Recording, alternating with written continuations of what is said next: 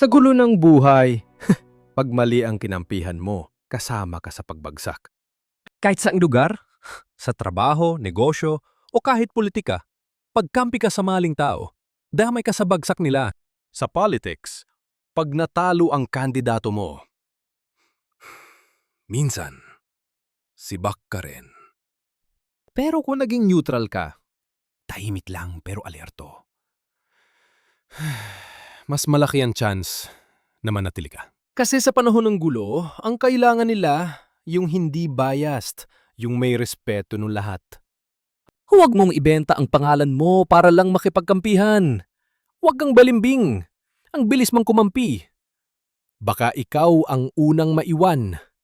Kasi ang tunay na strategist, tahimik lang. Pero kapag nagsalita, pinapakinggan ng magkabilang kampo.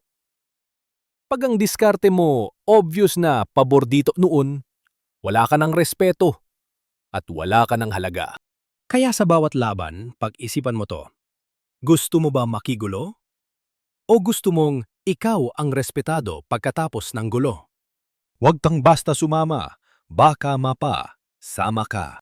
Kung nagustuhan mo tong video, baka pwede akong humingi ng follow mo. Libre lang naman. Pero sobrang laking tulong para sa mga small content creator tulad ko.